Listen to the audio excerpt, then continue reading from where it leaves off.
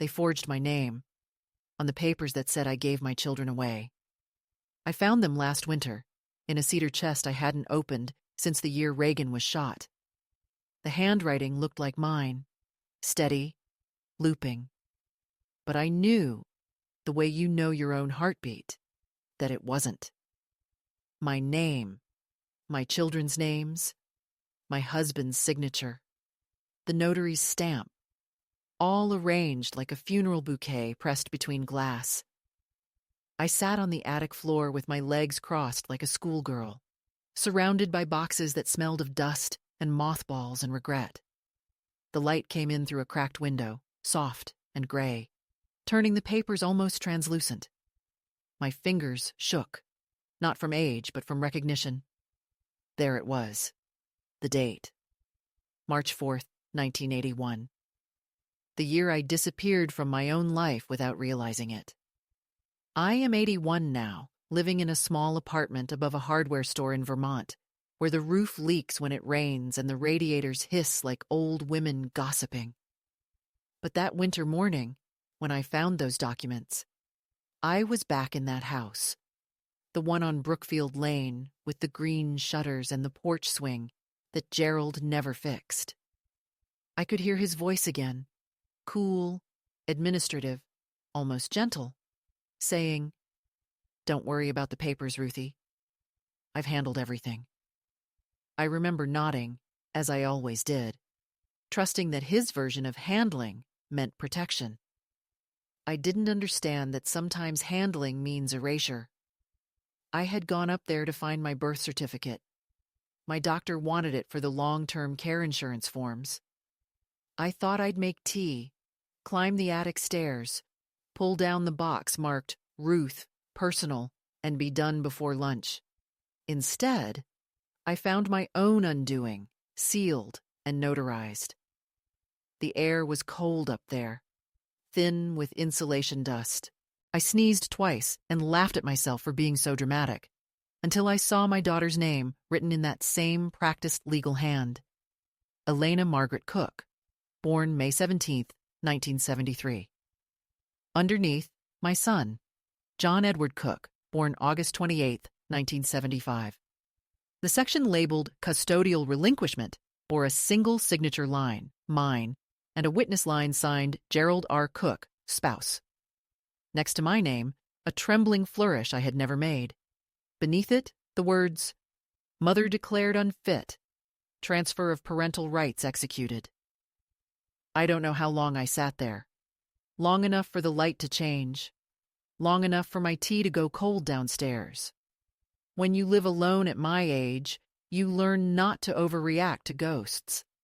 You learn that the past has claws, and that most days you can stay just out of reach. But that day, the claws found me. I held those papers and tried to summon a memory of signing them, of any moment where I would have agreed to give my children away. Nothing came. Just the echo of Gerald's voice, the smell of antiseptic from the hospital room, the white curtains trembling as nurses moved around me. I remembered him visiting once, bringing a bouquet of carnations because roses are too dramatic. I'd been recovering from what they called an exhaustion breakdown, 2 months in a private clinic paid for by his company. I thought it was rest. He must have thought it was opportunity. I carried the papers downstairs, sat at my kitchen table, and laid them out like a crime scene. My kettle whistled behind me, but I didn't move. The house creaked the way it always does when it's cold, like it's shifting to remember who used to live here. I whispered both their names, my children's names, as if saying them out loud would call them home. John, who used to collect bottle caps and line them on the windowsill. Elena, who hummed when she brushed her hair because silence made her nervous. Where had they gone in those lines of ink? What kind of man does that? Writes his wife's name under a lie and calls it order. I suppose this is the part where I should explain who I was then, before everything bent. I was 37, a nurse at St. Martha's Hospital, wife to a man everyone called dependable. We lived in a tidy colonial house on the edge of town. I baked, I balanced the checkbook, I made sure the kids brushed their teeth. I believed in the small religion of family, routine as faith. Gerald worked in insurance, a man who loved paperwork the way some men love God. I never questioned his precision, even when it made me feel like an entry on a ledger. I remember one night, late, when I'd asked him why he kept so many copies of things, receipts, forms, photocopies of our marriage license. He'd smiled and said, "Paper doesn't lie, Ruth. People do." That sentence has been following me like a shadow ever since. After I found the documents, I called Elena first. She lives somewhere near Albany now, married, 2 daughters, a woman I barely recognize from the soft child who used to fall asleep with her head in my lap during thunderstorms. The phone rang 6 times before she answered. Her voice was brisk, polite, the tone you reserve for customer service calls. "Mom, are you all right?" she asked, as though the question itself were a formality. I told her what I found. There was a long silence, then a sigh that sounded like static. "That was Dad's doing," she said finally. "It was a long time ago. It's complicated." Complicated. The word people use when the truth is both simple and unbearable. Before I could respond, she said, "I've got to go, Mom. I'll call you later." She didn't. She hasn't. John didn't answer at all. His voicemail still has that same mechanical cheer. "Leave a message. I'll get back to you." But he never does. I didn't leave one. What could I possibly say? That I'd discovered I was no longer his mother on paper, only in memory.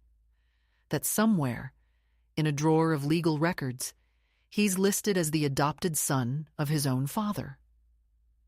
That night, I couldn't sleep. I sat in bed and thought about the way the attic smelled, the sound the paper made when I unfolded it. I thought about how trust can be a form of blindness. We call it loyalty when it's really fear. The fear of being difficult, the fear of making trouble, the fear of being left. I had built my life around keeping the peace, smoothing edges, staying agreeable. And in doing so, I'd allowed someone to quietly steal the ground beneath my feet. Around midnight, I turned on the lamp and studied my hands. The veins rose like rivers. I used to love these hands. They brought babies into the world, changed bandages, packed lunches, brushed hair. Now they looked foreign, like they belonged to someone who had survived a story she didn't understand. I reached for my notebook and began to write. Not to my children, not yet, but to myself, as though I needed to prove I was still here. You did not sign. You remember everything. You were there. You are still here. The clock ticked past 2. Outside, snow was falling, quiet and thick, the kind that muffles sound and makes the world feel paused. I sat in that stillness and tried to forgive myself for not noticing sooner, for living decades beside a man who believed possession was the same as love. People like Gerald don't shout their betrayals. They write them in neat penmanship and file them under necessary. They hide cruelty inside structure. When morning came, I made tea again, black and strong. I folded the papers carefully, slid them into a plastic sleeve, and placed them on the kitchen counter. They looked harmless there, as though they were nothing but bureaucratic leftovers. But I knew better. The truth of my life had been rewritten, notarized, and stored away like it didn't matter. And now, after 40 years, I'd found the evidence. I stood by the window, watching the snow melt against the glass, and said their names one more time. John, Elena, my children, My voice sounded steadier than I expected. The world didn't answer, but I didn't need it to. The papers had spoken enough lies for everyone. I turned off the kettle, put on my coat, and decided I would go to the records office after breakfast. Not to reclaim what I'd lost. Some things can't be reclaimed, but to see where I had been erased. Because sometimes the only way to find yourself again is to trace the outline of your own absence. It was a Wednesday when I took the bus into town to the records office, the kind of gray Vermont morning where even the sky seemed undecided about existing. The snow had melted into dull patches of ice along the curb, and my boots squeaked with every cautious step. I carried the folder pressed against my chest, as though it might slip away if I didn't hold it close enough.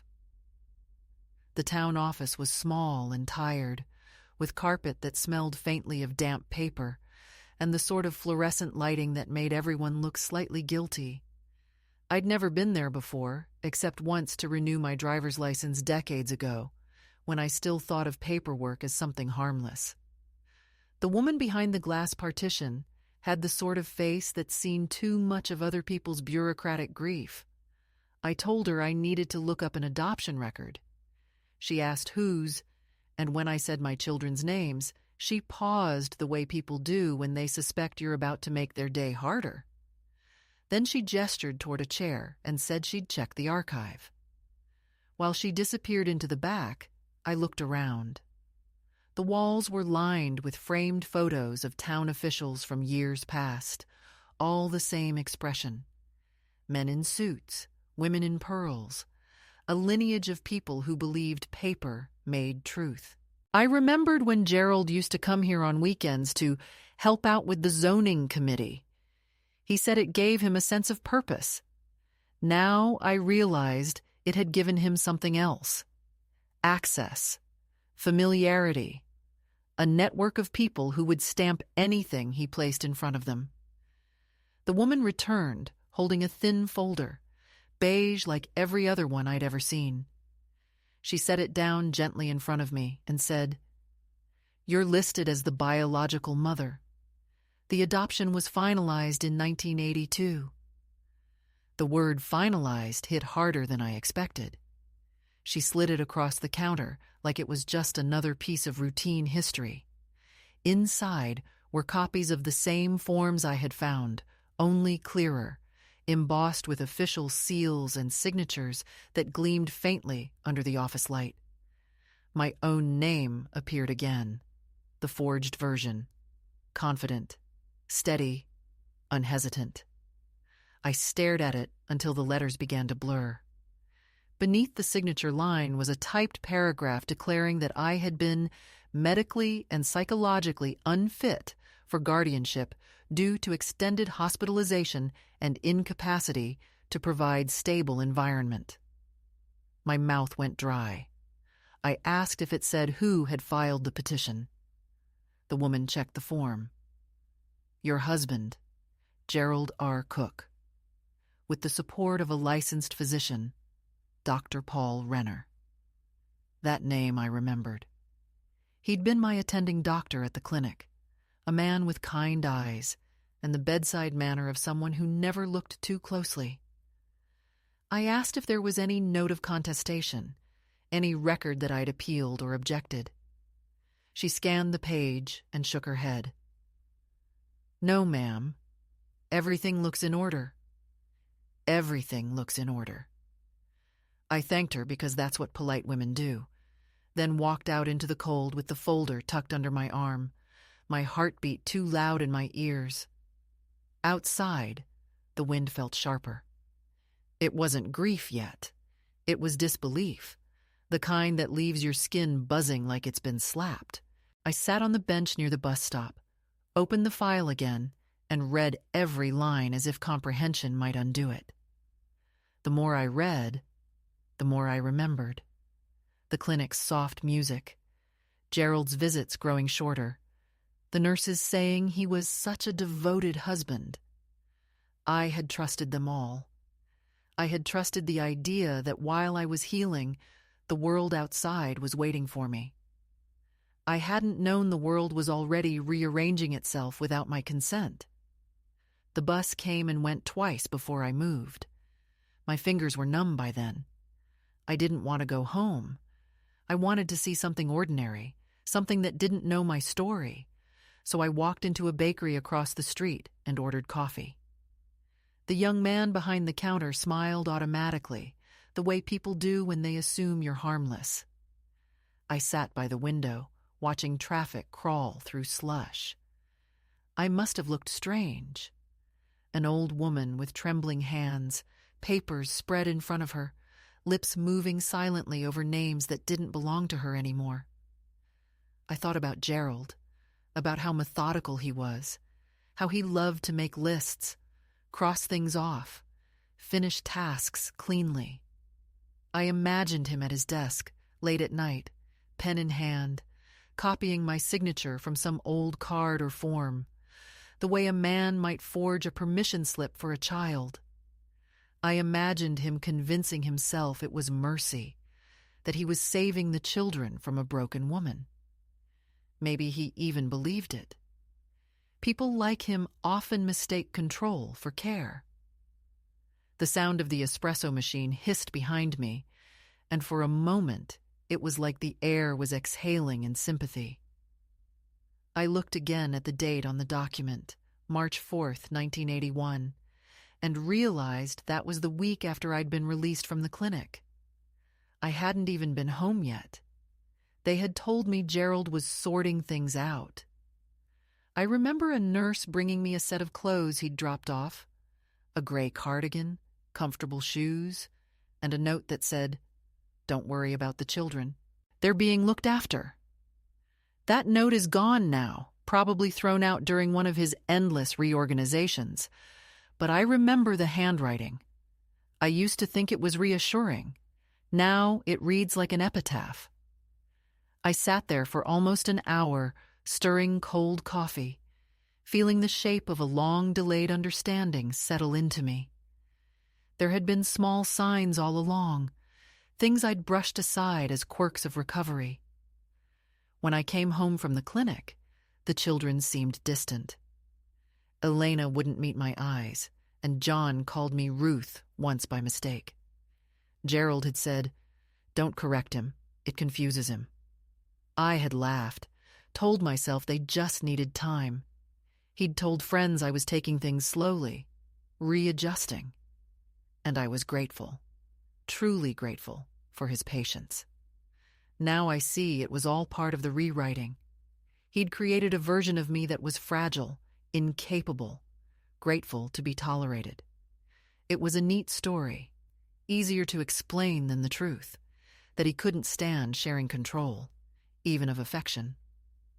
As the day faded, I gathered the papers, paid for my coffee, and walked home instead of taking the bus. The cold cleared my head. Every step felt heavier but surer. By the time I reached my building, dusk had swallowed the sky.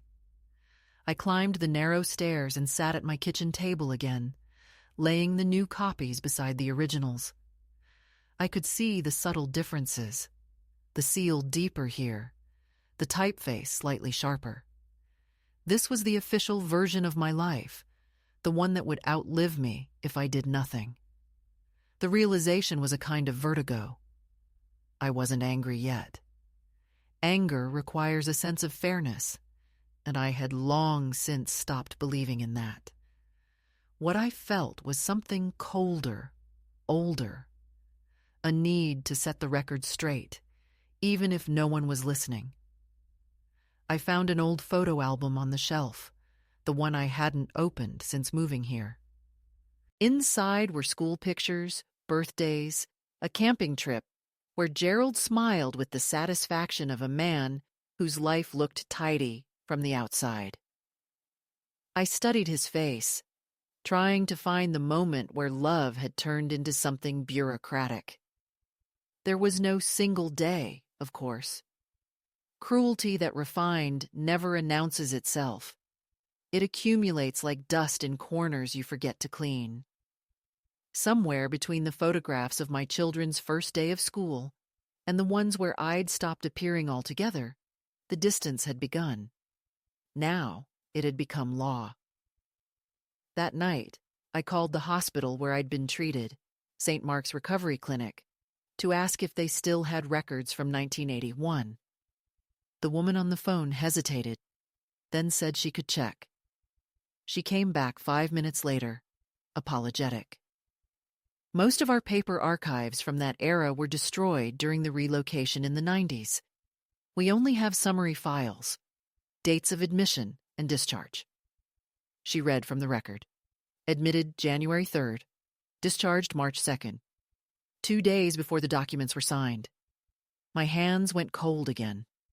2 days. That was all it took. After I hung up, I sat in silence, listening to the radiator rattle. The sound reminded me of the old house, of the nights I'd lie awake waiting for Gerald's car to pull into the driveway, the way the tires made a soft crunch on the gravel. I'd always felt relief when I heard it.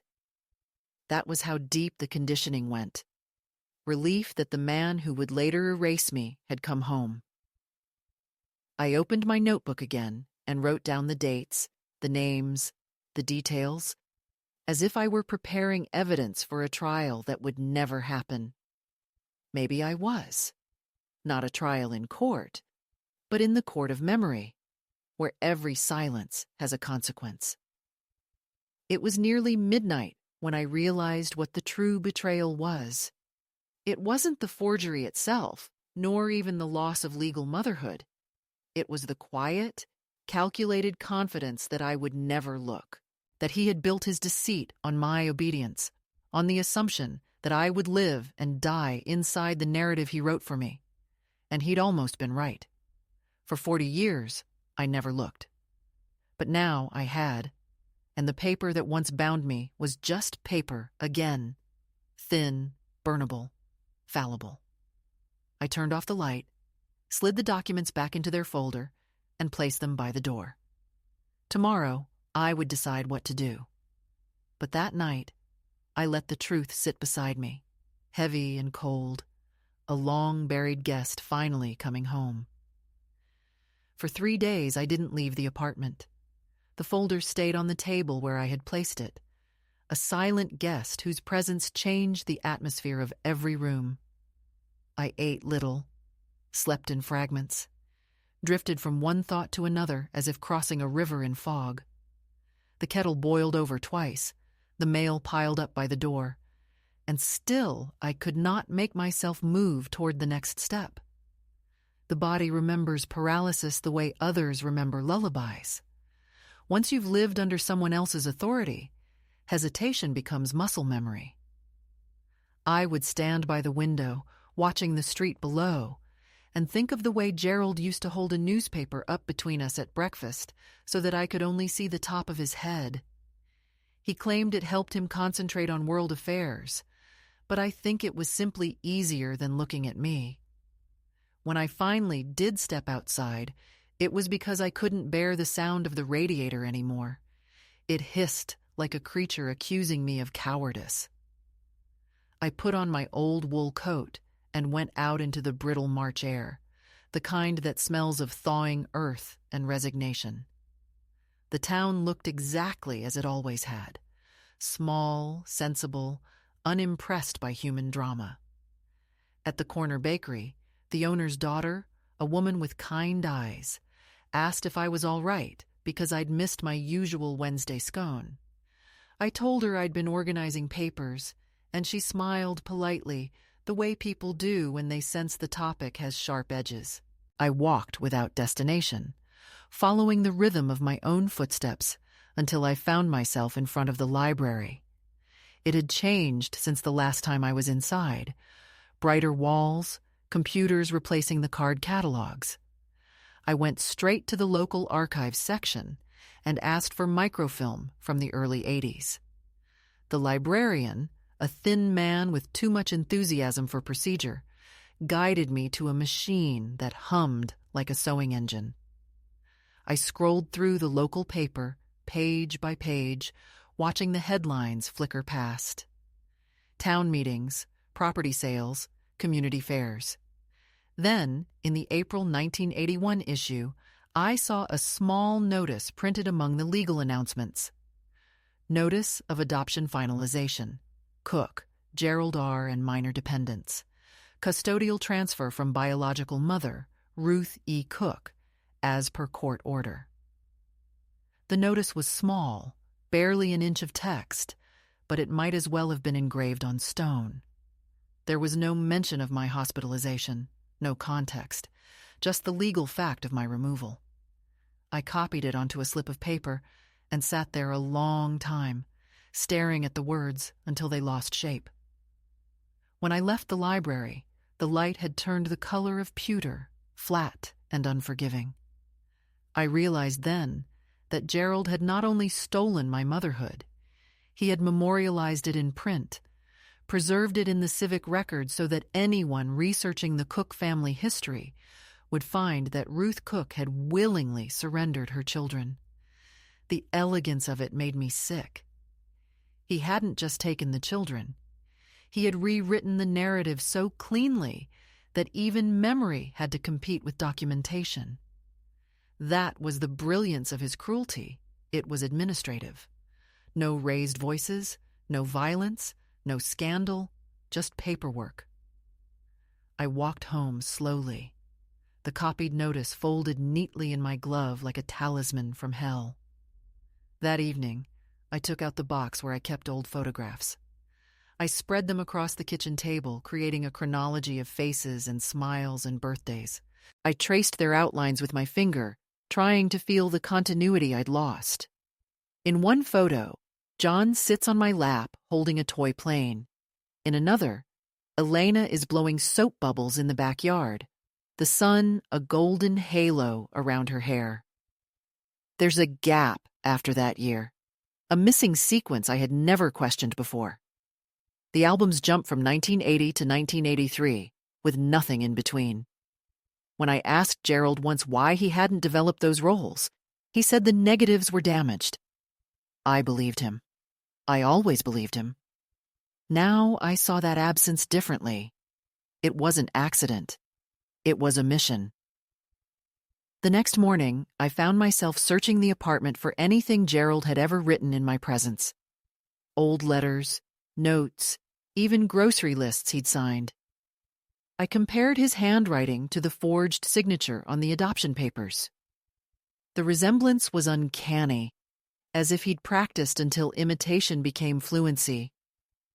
I remembered evenings when he sat at his desk, saying he was balancing the checkbook. I had thought it endearing, a husband meticulous about family finances.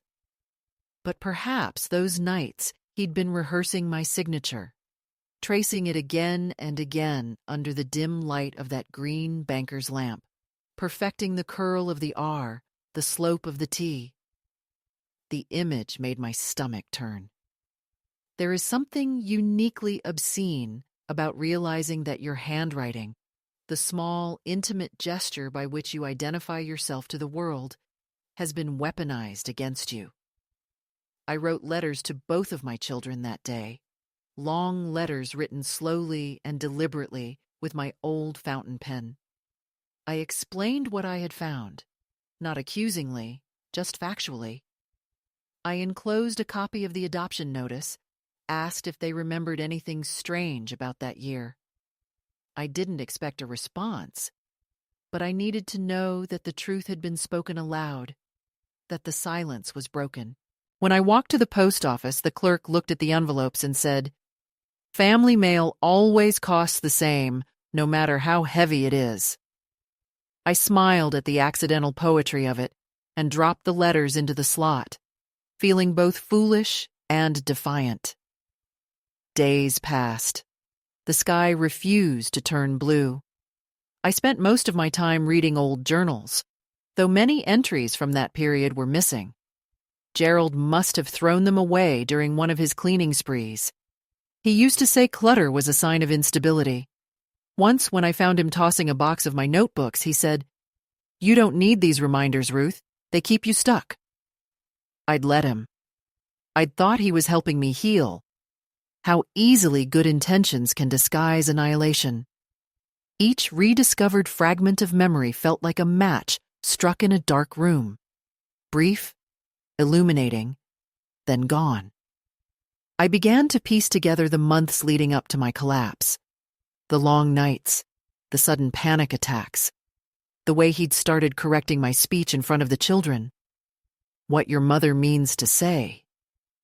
I remembered one argument, the only one that ever crossed into shouting. I'd accused him of making decisions without me, and he'd replied, "Someone has to be the adult in this house." The next week, I was admitted to the clinic.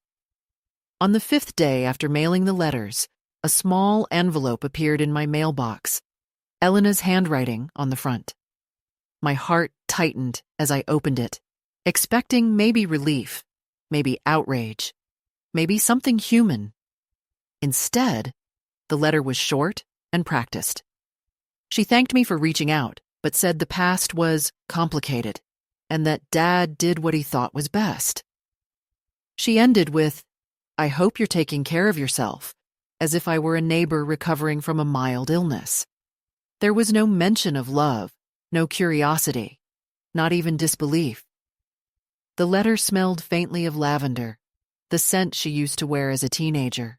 For a moment, I pressed it to my face, as if the smell could resurrect something, but it only made the loss sharper. That night, I sat by the window with a cup of tea that went cold, untouched. I imagined Elena folding the letter neatly, sealing the envelope with calm fingers. I wondered if she'd shown it to her husband, if they'd discussed how to respond to the old woman's confusion. I thought about John, about how silence can be louder than any accusation. The first hint of anger stirred in me then, quiet and unfamiliar, like a muscle waking from decades of disuse. I didn't want revenge. I wanted recognition. A single voice to say, "We know you didn't sign." The fact that no one had seemed surprised made it worse. It meant they had all known, or at least accepted, the lie as truth. The following morning, I returned to the town hall, not to see the records again, but to ask about procedure. The clerk, the same weary woman, explained that once an adoption is finalized and both parties deceased, the father and the physician in this case, it cannot be legally reversed without extraordinary evidence. "But you can file an addendum," she added, lowering her voice as if offering contraband empathy. "A personal statement to be kept in the record for future reference. It doesn't change the legal status, but it becomes part of the official file." I asked if it would stay there permanently. She nodded. "As long as the archive exists." I thanked her, wrote down the instructions, and left with a sense of grim purpose. That afternoon, I drafted the addendum. It was the first time I had written something that felt less like a plea and more like a declaration. I stated that the documents had been filed without my knowledge or consent, that the signature was not mine, that I had been of sound mind and in recovery at the time. I wrote that my children had been taken not by law, but by manipulation, and that I bore no ill will toward them, only toward the machinery that allowed such theft to appear legitimate. I ended the statement with a line that came to me without planning. The truth belongs somewhere, even if no one reads it. When I finished, my hand ached and the pen had leaked blue ink onto my palm. I looked at the stain, dark against my skin, and thought of it as proof that something inside me still moved, still wrote, still refused to fade. By the time I sealed the envelope to deliver to the clerk, it was evening again. The world outside had settled into that heavy silence that comes before spring thaw, when everything seems to hold its breath. I stepped onto the porch and felt the air shift against my face. Somewhere in the distance, A dog barked once, then stopped. I realized that for the first time in years, I was no longer waiting for anyone's permission to act. The fear had not disappeared. It never does. But it had changed shape. It had become fuel.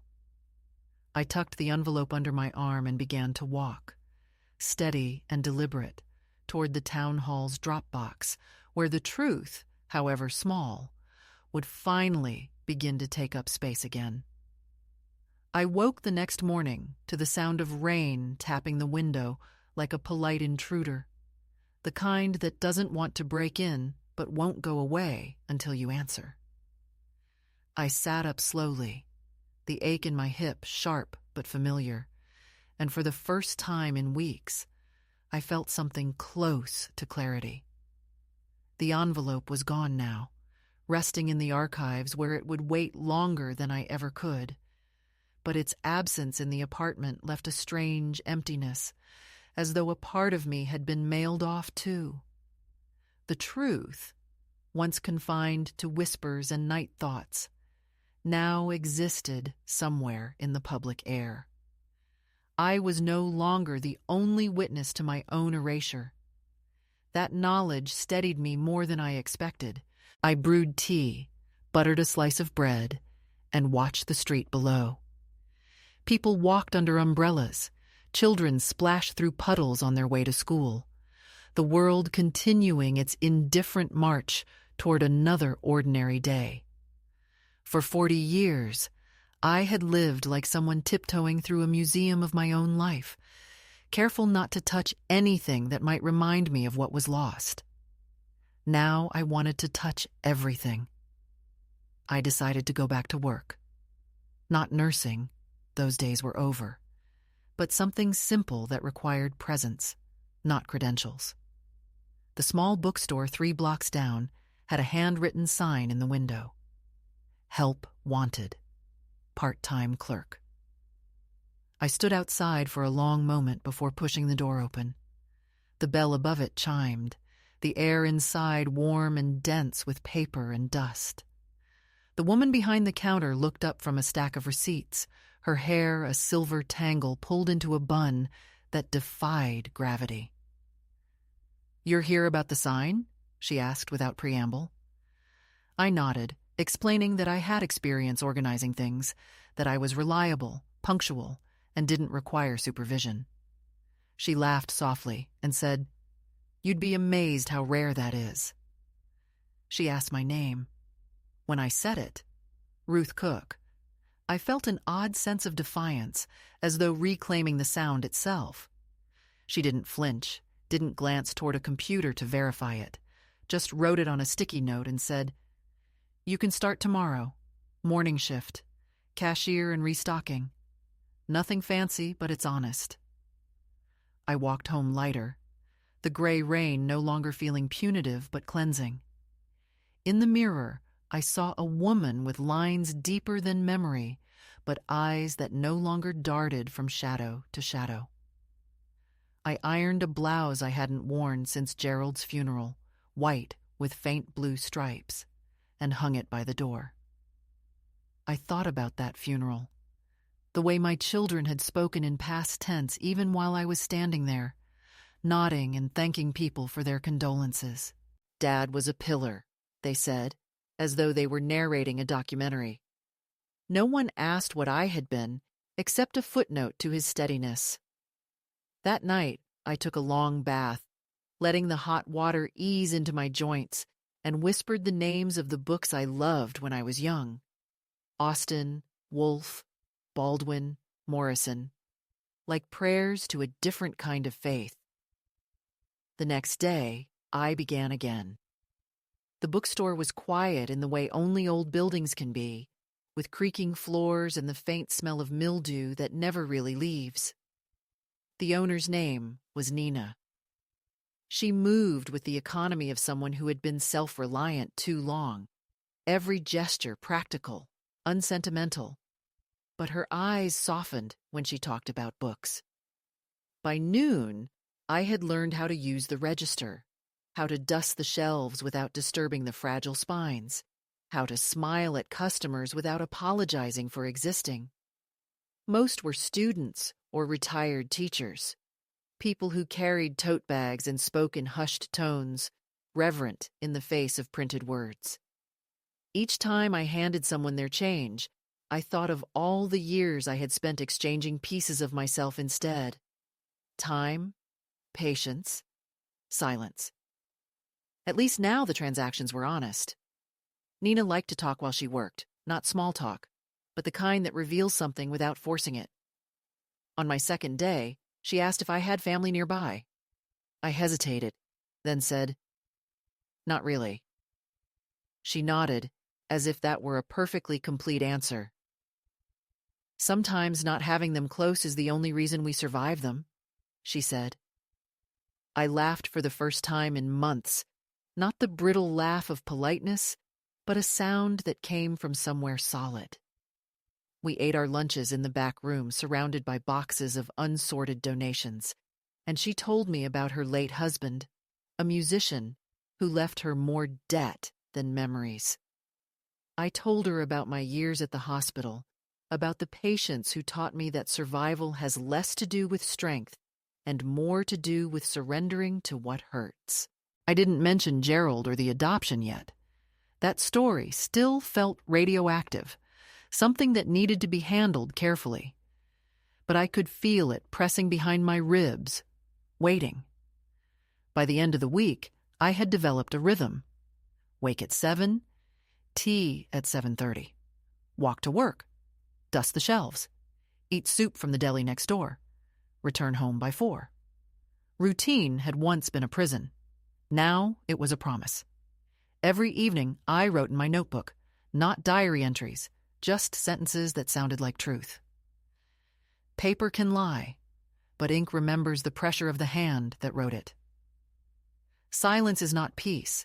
It's paralysis wearing perfume. These became my small commandments, reminders that words could still belong to me. One afternoon, as I was stacking a shelf of biographies, a man came in wearing a damp trench coat, water dripping from his sleeves. He had the weary politeness of someone accustomed to being overlooked. He asked for a copy of Great Expectations for his granddaughter. When I handed him the book, he smiled faintly and said, "I used to read this to my daughter. She said the ending made her sad." I nodded, saying that all endings are sad in their own way. He looked at me for a long moment and said, "Some aren't. Some are just overdue." After he left, I sat behind the counter and let those words settle. Overdue, that was what I was. Not broken, not lost, just late to my own life. That evening, when I returned home, a small envelope was wedged under my door. No return address, just my name written in a careful, slanted hand I didn't recognize. Inside was a photograph. Elna, standing beside a man and 2 children, smiling in front of a lake. They looked happy, composed, distant. On the back, in her handwriting, were 3 words. "Please don't call." I held the photograph for a long time, studying her face. There was something in her smile, a tightness around the mouth, the kind of politeness you learn from a lifetime of appeasement. I wondered if she realized she had inherited that from me. I slipped the photograph into my notebook, between 2 pages where I had written, "Forgiveness is a door that doesn't need to open to let the light in." Then I went to bed and slept without dreaming. The days grew longer, the air softer. Customers began to linger in the shop, and Nina started giving me small responsibilities: inventory, ordering, closing up. One afternoon, she found me staring at a copy of Jane Eyre and asked what I was thinking. I told her I used to read it aloud to my daughter when she was little, that she liked the part where Jane finally speaks her truth. "And what about you?" Nina asked. "Have you spoken yours?" I smiled and said, "I've begun." It wasn't a lie.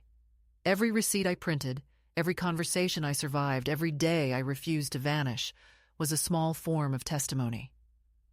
On a quiet Sunday morning, I walked to the cemetery where Gerald was buried. The ground was wet from rain, the grass slick under my shoes. His headstone was modest, gray granite engraved with his full name and the words, "Beloved husband and father." I stood there for a long time, the phrase echoing like a bad joke. I wanted to be angry, to curse the stone, but all I felt was an immense stillness. He had built his monument in life long before this, through signatures, documents, and polite lies.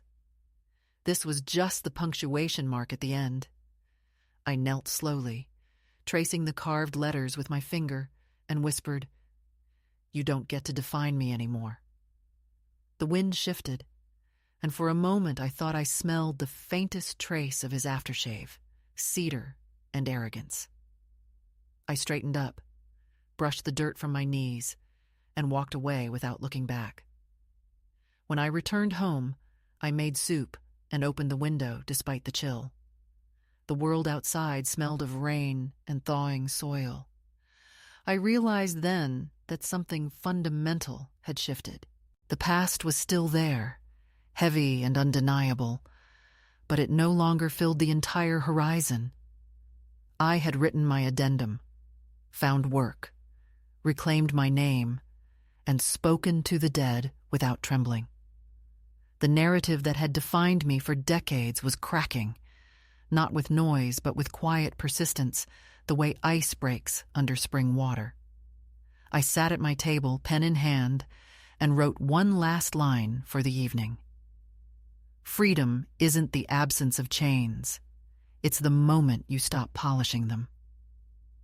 When I finished, I set down the pen and watched the ink dry, the slow spreading of blue across the page like breath returning to a body that had forgotten how to inhale. The letter from John arrived on a Thursday morning in late April, slipped beneath the door by the mailman who always forgot to knock. I recognized the handwriting immediately, blocky, impatient, the kind that looked carved rather than written. It was the same handwriting that had once appeared on Mother's Day cards made of construction paper, the same letters that had spelled out "I love you" with an uneven heart drawn in red crayon. Seeing it again after so many years made my hands tremble. I stood by the door for a long while before picking it up, half afraid that whatever waited inside would finish what the adoption papers had started. The envelope was thick, too heavy for comfort. I carried it to the kitchen, set it beside my teacup, and stared at it as if it might decide to open itself. Outside, rain was falling again, not the soft kind, but a steady curtain that blurred the street into gray watercolor. The world felt sealed off, as though it were giving me privacy for a reckoning. When I finally tore it open, the first thing I saw was a folded photograph. John at some kind of family barbecue, a woman beside him with the self-assured smile of someone who believes she has inherited a legacy rather than a secret. Behind them, two teenagers looked at the camera with polite disinterest. They were my grandchildren, though I had no right to call them that. Beneath the photograph was a letter written in dense paragraphs, the ink slightly smudged where his hand must have pressed too hard. "Mom," it began, "I heard from Elena that you've been digging into old records. I wish you hadn't. It's not that I don't care, but I don't see what good can come from it. Dad did what he thought was necessary. You were sick, and we were kids. He wanted to protect us." The words were like the scrape of metal on bone, flat, practical, sanitized. He went on to say that reopening the past would only cause confusion, and that it would be better for everyone if I could let things rest. At the bottom, he had signed it not Love, John, but simply John Cook. No son, no affection, just name and surname, like the closing of a business letter. I read it twice, maybe 3 times, until the words blurred into each other. I couldn't decide what hurt more, the distance or the calmness. It was the tone of someone who had already explained something too many times and expected compliance. For a moment, I saw him not as the boy who once begged me to let him sleep with the light on, but as the man who had learned from his father that empathy is an inconvenience. I pressed the letter to the table, smoothing its creases, and whispered, "I wasn't sick. I was silenced." The rain outside seemed to echo it back faintly through the glass. That evening, I walked to the bookstore, though it wasn't my shift. Nina was behind the counter, counting coins. She looked up, saw my face, and didn't ask a single question. She simply reached under the counter, poured 2 cups of tea, and handed me one. We sat there among the shelves, surrounded by the patient silence of books, and I told her everything about the adoption papers, the forged signature, the addendum, the letters from my children. I spoke slowly, as if translating myself back into existence. When I finished, she exhaled through her nose, a sound half sigh, half growl. "You know," she said, "men like that don't just steal your life. They make sure everyone else thanks them for it." Her bluntness was both jarring and liberating. She told me she'd once been erased too. Her husband had taken out loans in her name, left her bankrupt, then convinced their friends she was unstable. "They rewrite the story, and you're too tired to argue," she said. "But the thing about stories is, once you start writing yours again, theirs starts to rot." I went home lighter, not happy, but less alone in my bewilderment. The next morning, I pinned John's letter to the corkboard above my desk. Not as a wound, but as evidence. If my life was to have a second act, it would need a witness, even if that witness was only me. For several days, I continued my routine: work, tea, long walks. Then one afternoon, as I was shelving a box of donated novels, Nina called my name from the front. "You've got company," she said, her voice cautious.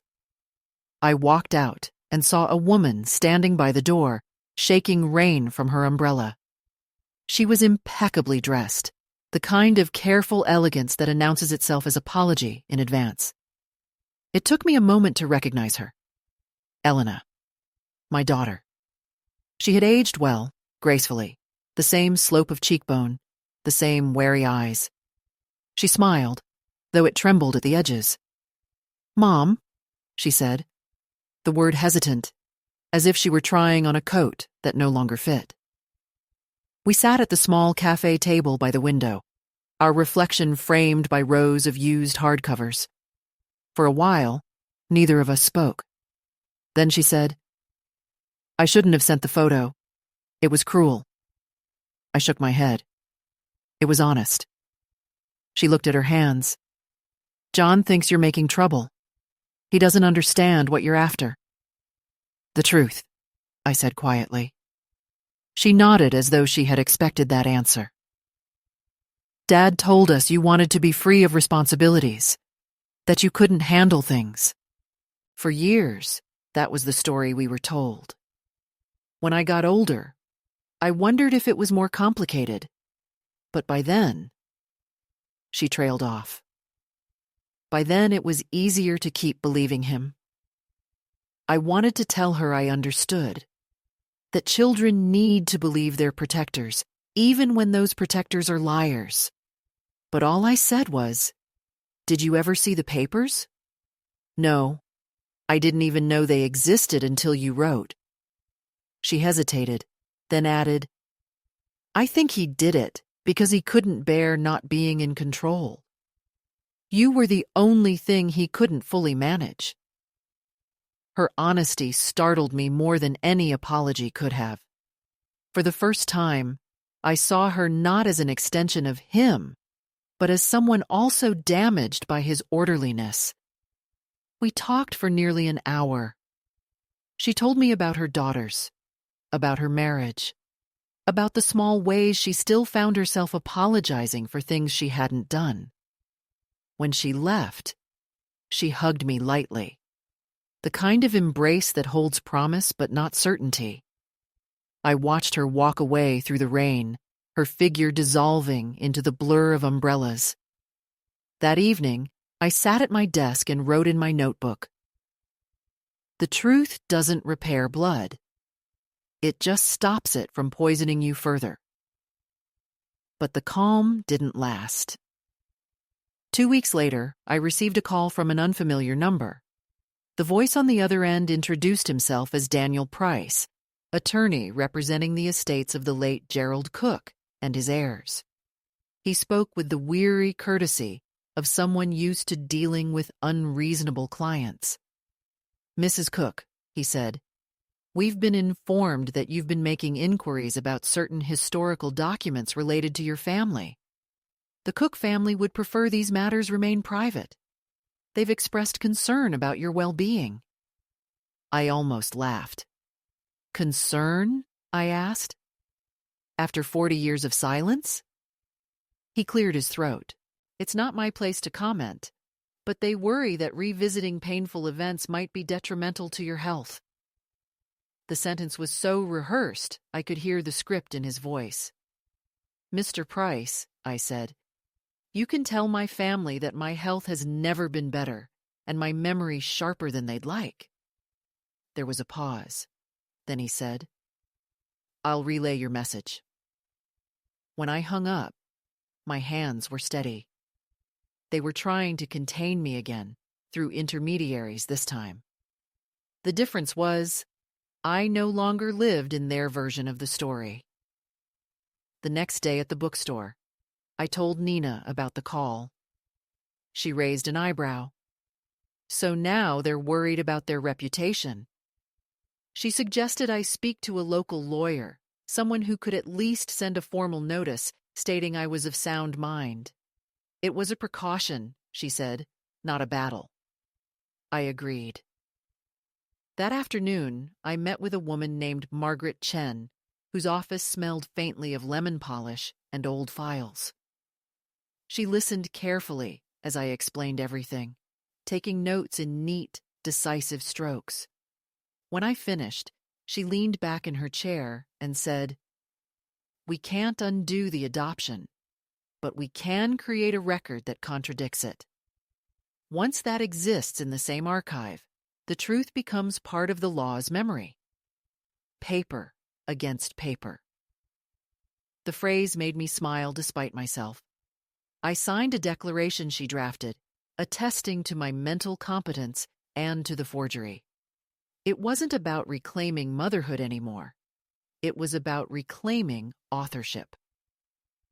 A week later, I received a letter from the attorney again, this time more formal, warning that continued agitation of past legal matters could result in action to protect the family's dignity. I read it aloud to Nina, and we both laughed. "They're still using him as a ghost," she said. "Let them haunt themselves."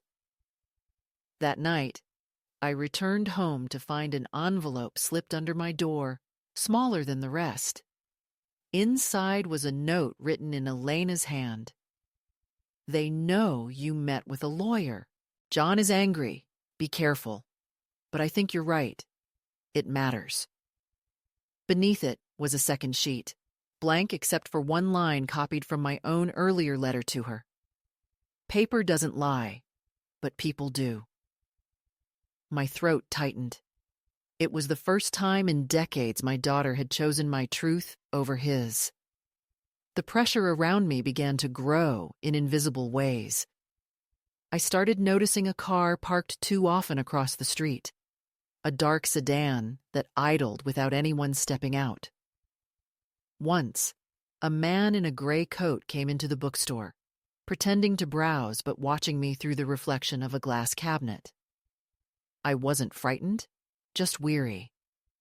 Power always disguises itself as concern when it's threatened. I told Nina, who offered to walk me home, but I declined. They need me to be afraid, I said. That's the only language they know. On a Sunday afternoon, I went to the town archives again to check that my new statement had been filed. The clerk recognized me immediately. She smiled, a rare, genuine smile, and handed me a copy. My words were there, stamped and dated, now an official part of the record. I ran my fingers over the embossed seal. "Will it stay here?" I asked. She nodded. "Permanently." That was enough. I thanked her and left, walking slowly past the courthouse steps where Gerald had once shaken hands with colleagues, where his name had meant integrity. The irony felt clean now, not bitter. I thought of the first time he'd taken my hand after the hospital, saying, "Everything's under control." He hadn't been lying. He really did have control. But not anymore. That night, I sat by the open window, breathing in the smell of rain-soaked lilacs, and wrote another entry in my notebook. Control is a myth that survives on silence. I was his silence. Now I'm the noise that doesn't stop. I fell asleep at the table, the window still open, the notebook resting against my chest. When I woke, the world was bright with morning light, and for the first time, I didn't feel erased. I felt written back in. The next week, Elena visited again, this time without warning. She stood in the doorway holding a paper bag that smelled of coffee and cinnamon rolls. We sat at the table, the air thick with the scent of sugar and reconciliation. She told me John was furious that he'd accused her of betrayal. "He says you're trying to ruin Dad's name," she said. I shook my head. "I'm just giving it context." She laughed, and the sound was fragile but real. Then, quietly, she said, "I've been dreaming about him lately. He keeps trying to hand me a pen, and every time I take it, it disappears." I reached across the table and covered her hand with mine. "That's because it was never his to give," I said. We sat there for a long time, mother and daughter, both survivors of the same invisible theft, learning how to share silence without it meaning submission. By the end of May, the legal noise had stopped. No more letters, no phone calls, no men in coats. The stillness felt strange, almost suspicious, but also freeing. I returned to the rhythm of the bookstore, the tea, the walks. Yet beneath the calm, a hum remained, a quiet tension that reminded me that peace is not the same as resolution. Some wounds close only because they have run out of places to bleed. Still, each morning, when I looked in the mirror, I saw not the ghost of someone's wife or mother, but a woman with ink-stained fingers and clear eyes, someone who had chosen to be the writer of her own ending. One evening, as the sun slipped behind the rooftops, painting everything in shades of copper, I found myself standing at the window again. I thought of the records room, the shelves of files stretching into anonymity, and somewhere among them, my statement, my small rebellion pressed between sheets of bureaucracy. For decades, my life had been defined by someone else's handwriting. Now, mine existed beside it, stubborn and undeniable. The past hadn't forgiven me, but it had finally made space for my voice. And sometimes, that's all the redemption the living ever get. It was the first warm day of June when I decided to go to the courthouse. Not the records office this time, but the courthouse itself, the tall building on Main Street that always looked slightly too grand for a town this small.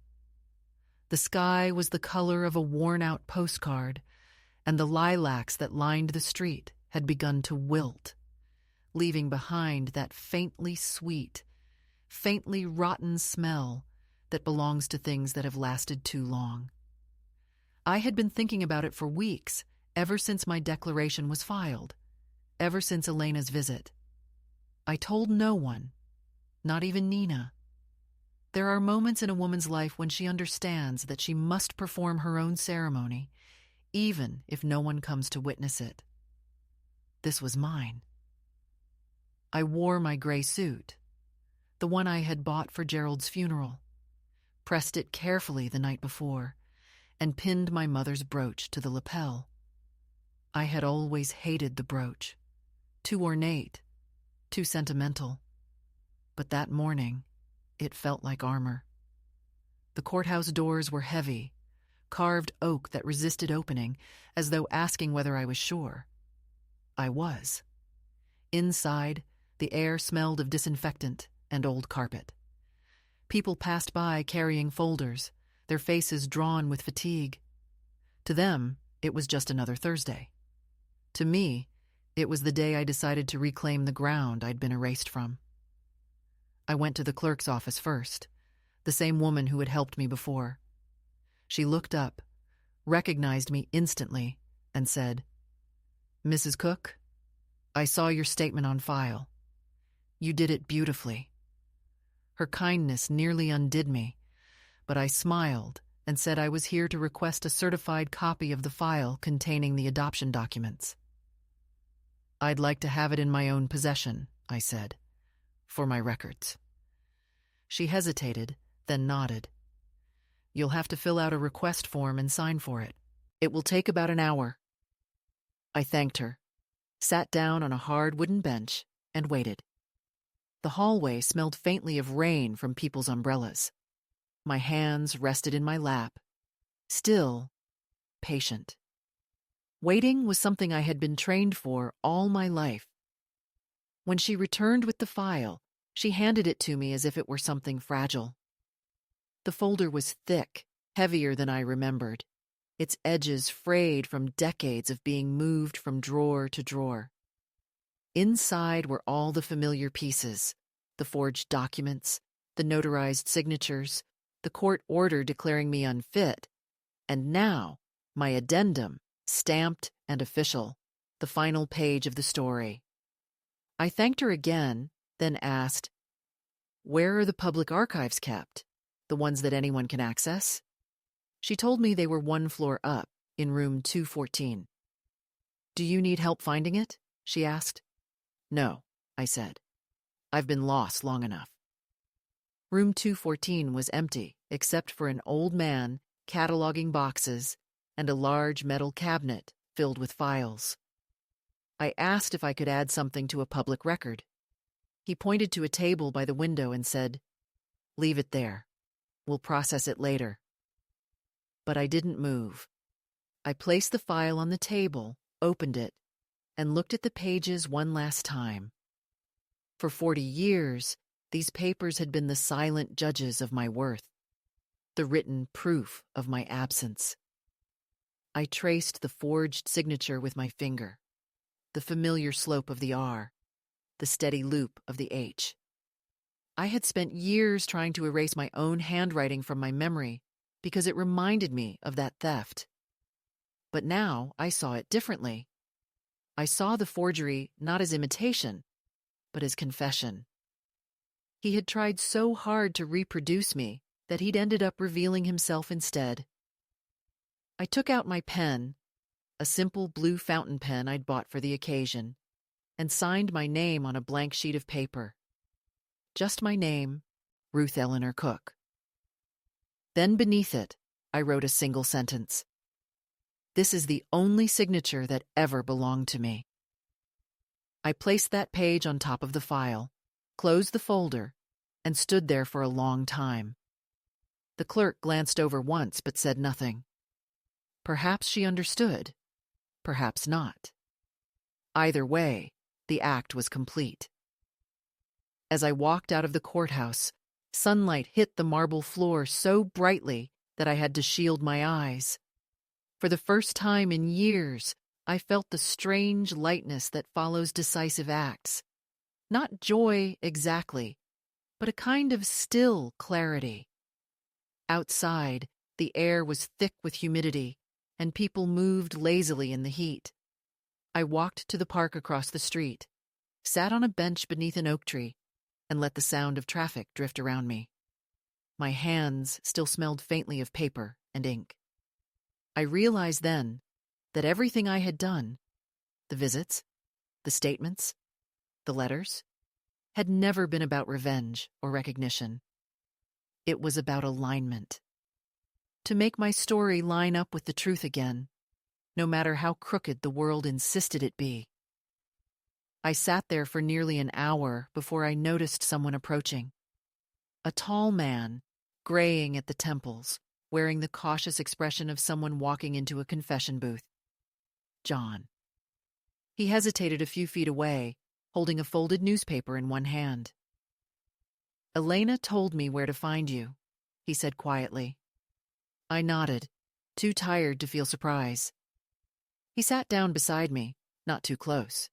His body turned slightly away, as though proximity might ignite something dangerous. "You filed something at the courthouse," he said. "I saw the notice in the paper." I nodded again. "Yes, I wanted the truth to exist somewhere official." He exhaled sharply. "You made Dad look like a criminal." "He was one," I said, my voice calm, even. "He forged my name and stole my children." He shook his head, rubbed his temple. "You don't understand, Mom. He thought he was saving us." "From what?" I asked. "From me?" He looked at me then, really looked, and for a moment I saw the boy he once was, the child who used to trace my face with his fingers before falling asleep. "He told us you didn't want us," he said softly, "that you'd chosen to go away." I felt my throat tighten. "And you believed him." "I was 6, he said. I had to believe him. He was the only one left." The bitterness in his voice wasn't directed at me this time. It was exhaustion, regret, maybe shame. We sat in silence, two people connected by blood and falsehood. Finally, I said, "I didn't do this to shame him. I did it so that one day, when your children look for their family, they find the truth, not the lie he built." He was quiet for a long time. Then he said, "You could have just let it go." I smiled faintly. "That's what he counted on." He nodded slowly, as if accepting that some explanations come too late. Then he stood, handed me the newspaper, and said, "It's all over town now. People are talking." I looked at the folded pages and saw the headline of the local column. "Vermont Woman Challenges Historic Adoption Record. Forgery Discovered After 40 Years." There was a photo, small and grainy, of me leaving the courthouse, my head slightly bowed, my hand clutching the file. The article was brief but factual, quoting the court clerk who confirmed the statement's legitimacy. I expected to feel exposed, embarrassed. Instead, I felt weightless. The truth was finally public, not whispered or doubted. It had entered the bloodstream of the town. John said, "I don't know how to process this." "You don't have to," I replied. "Just don't deny it." He nodded again, awkwardly, and started to leave. Before he did, he turned and said, "Elena thinks you're brave. I think you're stubborn." I smiled. Both are true. Then he walked away, his figure receding into the haze of heat and traffic. I sat there until the sun began to set, the sky bleeding into shades of copper and violet. Around me, the world carried on, unaware that a small justice had just been completed. When I returned home, I placed the newspaper on the table beside my teacup, the same place where the first letter had once lain. I poured myself a glass of wine, the cheap red kind that tastes of sweetness and regret, and raised it toward the window. "To the truth," I whispered. "May it outlive the lies." The reflection that looked back at me was not triumphant, not even proud, but resolute. I thought of Gerald then, Not the man who had hurt me, but the one who had believed himself righteous. Somewhere, his name was being spoken again, dissected, questioned. Perhaps people would pity him, perhaps condemn him. It didn't matter. The story was no longer his. Later that night, I took out my notebook, turned to a fresh page, and wrote, "Vindication isn't loud. It's the sound of silence finally belonging to you." I closed it and set it on the shelf beside my books, the ones I'd once read to my children. The rain started again, light at first, then heavier, drumming steadily against the roof. I opened the window to let in the smell of wet pavement. The sound filled the room like applause from a distance, soft, constant, anonymous. For the first time in my life, I didn't need anyone to hear it. I had become my own witness. When I finally went to bed, I slept without dreams. The past had spent itself like a storm that leaves behind broken branches but clear air. And in that clarity, I understood something simple and irreversible. No one could forge me again.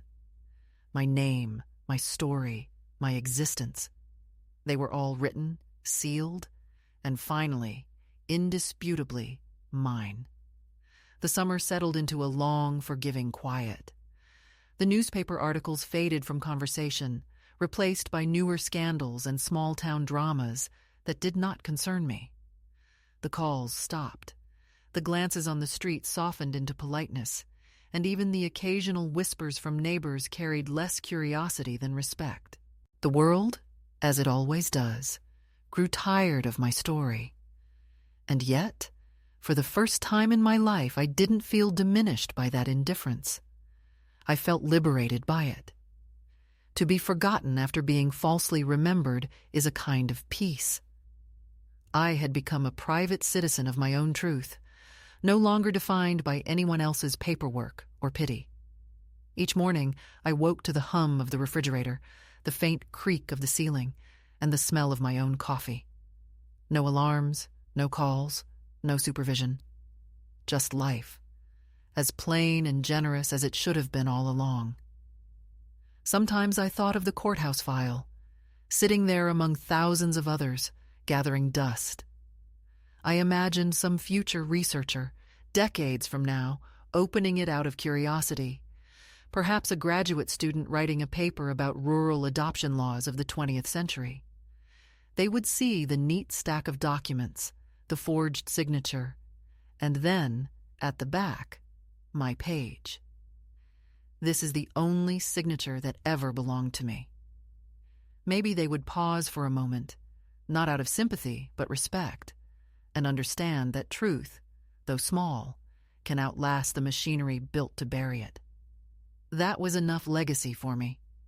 Not statues, not reconciliations, but a line of ink that refused to disappear. Elena visited often after that. She brought her daughters sometimes, two bright girls who spoke quickly and laughed loudly, the kind of laughter that fills rooms with oxygen. They called me Ruth at first, unsure whether they were allowed to call me Grandma. But one afternoon, the younger one slipped and said it without thinking. The word hung in the air between us like a delicate glass ornament. I smiled and kept reading aloud from the book in my lap, pretending not to notice how Elena's eyes filled. Later, while washing dishes, she said softly, "I told them the truth. Not everything, but enough. They know you're their grandmother and that their grandfather made mistakes." I told her it was enough. No one needs the whole story to know where they come from, just the direction of it. John didn't visit. I didn't expect him to. Sometimes I saw his name in the local paper, attached to his law firm, his charity work, his careful life. There was always that same photograph of him in a suit, confident and untroubled. I kept his letter pinned on the corkboard, not as bitterness, but as reminder. People do what they can with the stories they inherit. He had chosen silence. I had chosen speech. Between those choices lies the shape of our difference, and I could live with that. Perhaps one day he would come. Perhaps not. I no longer needed it to feel whole. Nina's bookstore became my second home. I took on more hours, sometimes helping with ordering or events. I found joy in small, ordinary acts, labeling spines, repairing torn covers, arranging displays of poetry collections no one bought but everyone admired. There was a kind of grace in the simplicity of maintenance, intending to fragile things without the illusion of saving them. On quiet afternoons, Nina would bring tea to the counter and say, "You've got your spark back." I would smile and say, "No, I just stopped apologizing for it." We laughed at that. Two women who had survived men who mistook love for ownership. She told me once, "The world doesn't reward women like us, but it does eventually stop arguing with us." I think she was right. On the anniversary of Gerald's death, I walked to the cemetery again, this time without dread. The air was warm, the grass uneven beneath my shoes. I brought no flowers, only a folded note. I placed it at the base of the headstone and read it aloud, my voice steady. "I don't forgive you," I said, "because forgiveness isn't mine to give. You forged my name, but you never learned what it meant. It wasn't obedience, it was faith, and faith, once broken, doesn't mend, it transforms." I stood there a while, watching the sunlight glint off the marble letters, and then I turned away, leaving the note behind. The wind caught it, carried it a few inches, and I didn't reach to stop it. Let it scatter, I thought. Let the truth go where it's needed. That evening, I returned home, poured a glass of wine, and opened my notebook to the final page. I wrote slowly, carefully, savoring the weight of each word. I lived a quiet rebellion. I signed my name against erasure. I found myself not in forgiveness, but in fact. I was not a mother who gave away her children. I was a woman whose name was stolen and returned by her own hand. If anyone ever reads this, know that survival is not noble. It's simply the refusal to vanish. I closed the notebook and slid it into the drawer where I kept my will, the two documents lying side by side like old friends. The days grew shorter again, the light dimming earlier each evening, but I no longer feared the dark. My life, at last, was proportional to itself, small, precise, and sufficient. I planted herbs on the windowsill, wrote letters to no one in particular, read entire books aloud just to hear the sound of language filling the room. Sometimes I caught my reflection in the window and saw not the old woman people assumed I was, but someone fierce in her quietness, a survivor without an audience. One night, as autumn began to touch the leaves with gold, I sat by the window and thought of all the women like me, those who had been rewritten, diminished, silenced in tidy handwriting. I imagined them scattered across time and place, each finding her own way back to voice. I raised my cup of tea toward the empty room and whispered, "For you, whoever you are not what they erased. You are what remained." The room stayed silent, but the air felt lighter, as if the walls themselves had exhaled. That was how my story ended. Not with noise or reconciliation, but with presence. The truth was small, but it was mine. It lived quietly now in public files and in my own name, in the laughter of my granddaughter, in the steady rhythm of my heart that no one could notarize or forge. And if someday someone finds these words, may they understand that justice isn't grand, it's ordinary. It's the slow return to one's own voice after a lifetime of echoes. I am Ruth Eleanor Cook, 81 years old, and I am finally signed, witnessed, and complete.